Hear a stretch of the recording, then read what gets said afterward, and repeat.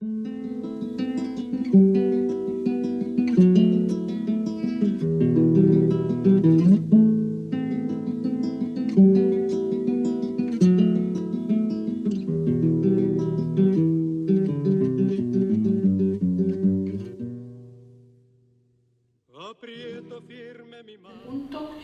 voy a entrar en el tema de los diversos objetivos de Anamuri.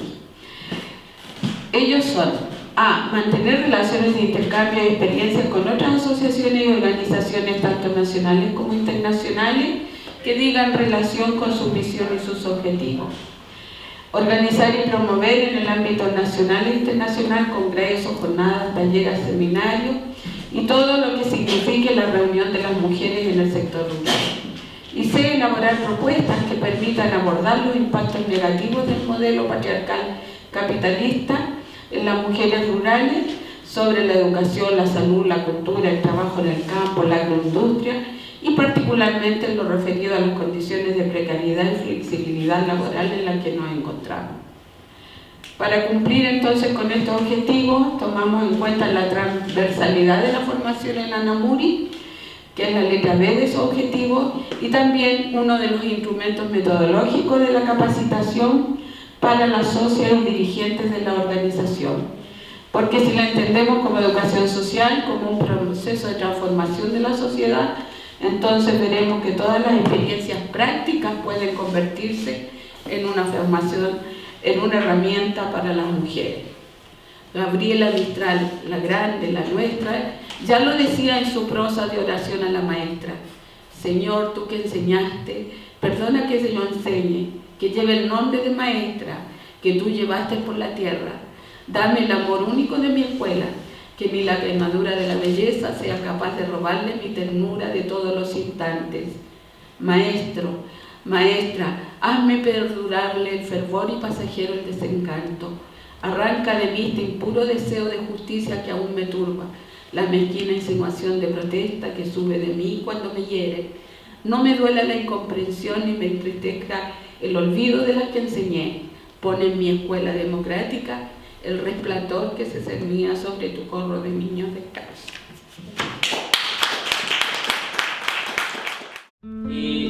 Nosotros son tres temas centrales los que estamos discutiendo hoy día. Hoy día el movimiento estudiantil reconocemos que no tiene la misma fuerza que antes, pero también sabemos que hay mucho que construir porque cada uno de los movimientos, movimiento por salud, movimiento por normas de FP, movimiento feminista que hoy día este año logró tomarse las calles y cuestionarnos todos nuestros paradigmas tradicionales, tienen que converger.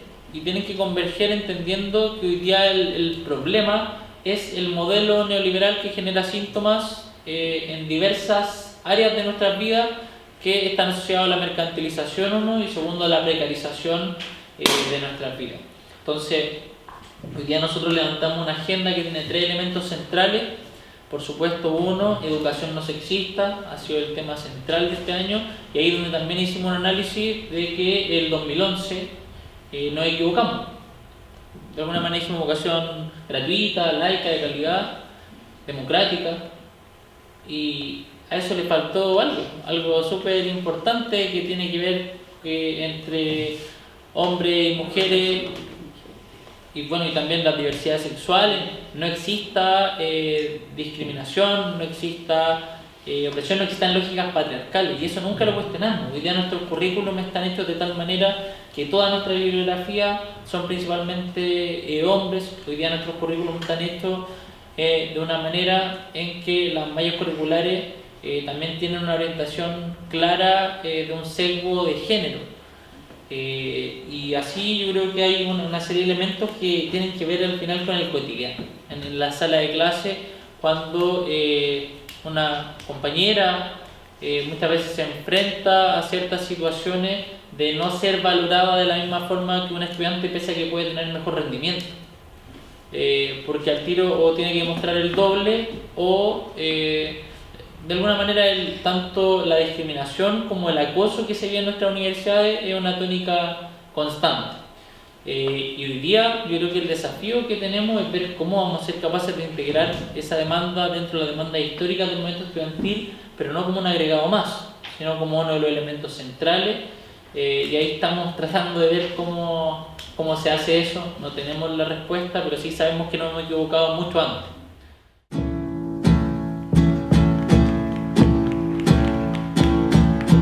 Compañeras y compañeros, quiero agradecer la invitación.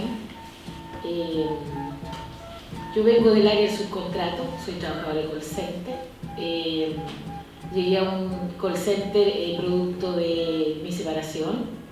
En un momento en que efectivamente no tenía ni siquiera que darle de comer a mis hijos y salí a trabajar de tener 3 hijos pequeños.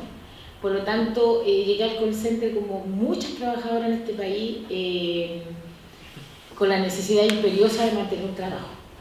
Y por lo tanto ahí vi el abuso enorme que había. Llegué a un call center, una transnacional española, unísono. Digo transnacional porque está en muchos países y que tiene alrededor de 50.000 trabajadores de call center en todo el mundo. Por lo tanto, no era una empresa pequeña y que sabía muy bien lo que hacía. Así que las condiciones de explotación eran enormes. Esto fue en el año 2008. El 60% de nuestro sueldo era variable, no teníamos derecho absolutamente a nada. Y más encima, justo aparece este tema del Transantiago. Debuta el Transantiago y teníamos bonos de asistencia, no le podíamos llegar ni un minuto atrasado, llegábamos todos los días atrasados. Y por el problema del Transantiago, sí, porque los primeros años fue grave la situación. Y por lo tanto, nosotros nos conseguíamos hasta en las garitas que les pedíamos que nos certificaran un papel, un cuaderno, lo que fuera, porque con eso nos pagaban el bono. O sea, a ese nivel llegaban las condiciones de precarización laboral. Por lo tanto, constituimos el sindicato. Yo salí delegada sindical en un sindicato que venía de la obra y la faena. El Central está constituido hace 14 años, pero viene desde la obra y la faena y que los compañeros son con una orden judicial, fueron sacados de la zona norte de Chile después de la toma de la mina Radomiro Tomi, y por lo tanto ellos se asientan en la zona centro de Chile y empiezan a buscar en los otros sectores los subcontratados esta posibilidad de organizar.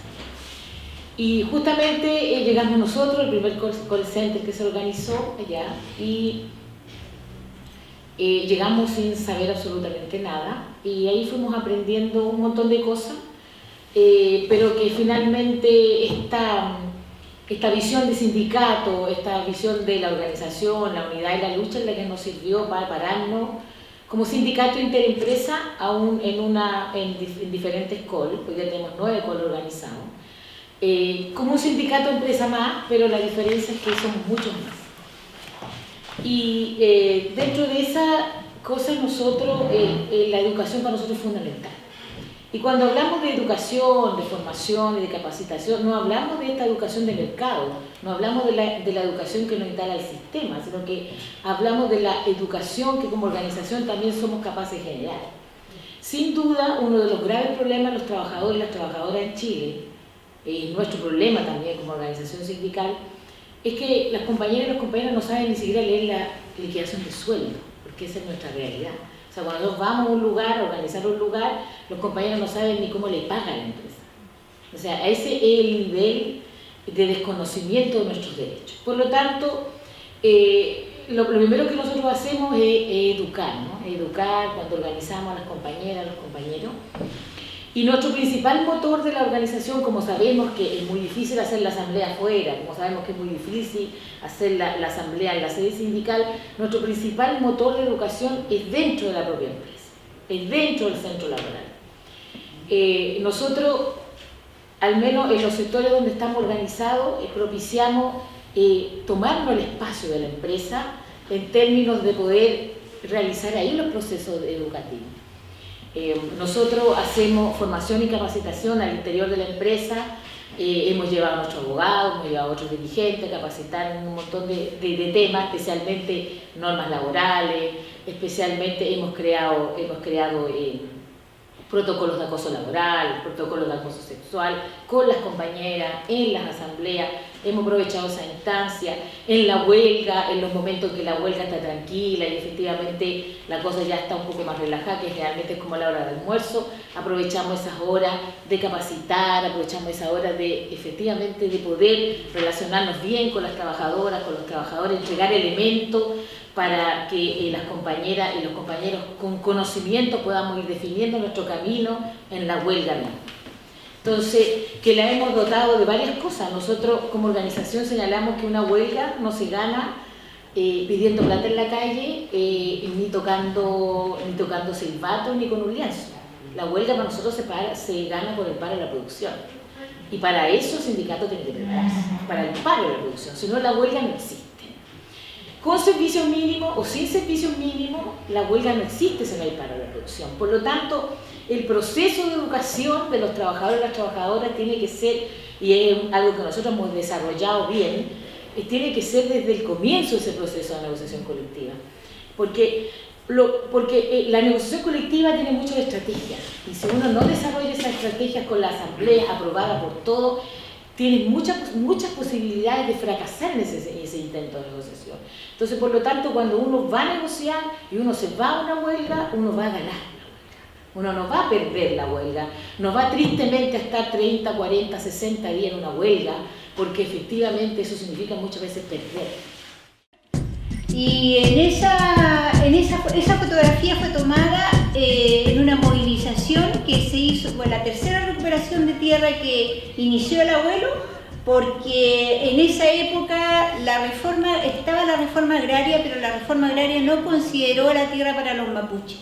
Mi abuelo tenía una hectárea de tierra y en esa hectárea de tierra y él lo que hacía era arrendar tierra a los que tenían la tierra en mapuche, le trabajaba, sacaba la mitad para él y la mitad se lo entregaba. Entonces era un sistema de explotación enorme y nosotros, habiendo sido dueños de la tierra, mi abuelo no tenía como para criar a su hijo y todo. Entonces, de ahí de que como líder él se empeñó a organizar a la gente, y en esa tercera recuperación, obviamente el 67, la organizaron, la última ya con más fuerza y se hizo una ceremonia de guillatún. ¿Qué cosas hemos alcanzado con tanta movilización? Tenemos ahí la ley indígena, una ley muy deficiente que nació sin reconocer los derechos políticos. Estamos hablando de pueblos que tienen derechos políticos, pero que el Estado chileno todavía no es capaz de reconocer esos derechos. Y esa ley se logró por la negociación del inicio de la vuelta de la democracia y por negociación en ese entonces de los partidos políticos de la concertación, donde participó un grupo de gente mapuche militante de partidos políticos, pero hubo otro grupo que no participamos. Yo vengo de la línea que no participó de la ley indígena por considerarla que iba a fragmentar los derechos de los pueblos indígenas, porque reconocía que la tierra, la compra de tierra, y para nosotros era una contradicción, que nosotros siendo dueños de las tierras teníamos que reconocer que el otro era dueño y el Estado tenía que comprarle. Al final, bueno, nos perdimos nosotros porque la ley se implementó y ahora se le compra tierra a los tipos que se han llenado todo el tiempo de los bolsillos. Tenemos la Ley General de Educación, que logramos incorporar los derechos, la educación intercultural bilingüe en la ley indígena por movilización de la red que yo integro. Algunas cosas logramos que en esa ley quedara establecido que se enseñe la historia de los pueblos indígenas. Pero fíjense que todavía los currículums nosotros aparecemos con verbos en pasado. Los mapuches fueron, los indígenas fueron, o sea, ese fueron. Sí, y eso lo escuchamos desde pequeño. Entonces, nosotros también demandábamos en esta ley general la interculturalidad para todos los chilenos, porque son los chilenos. Todos fuimos criados, educados en escuelas coloniales. Ustedes y yo somos igualmente colonizados por esa escuela que negó historias sociales, y lamentablemente muchos chilenos discriminan por ignorancia, por desconocimiento, porque así lo hizo la escuela. Entonces, por eso queríamos interculturalidad para todos, pero eso no lo aceptaron en esa ley. y es una demanda que todavía prevalece, porque el día en que los chilenos comprendan las raíces indígenas, vamos a tener un país más justo. Mientras no nos descolonicemos, lo demás pasa a ser simplemente esta competencia de colores, de raza, etcétera, ¿no?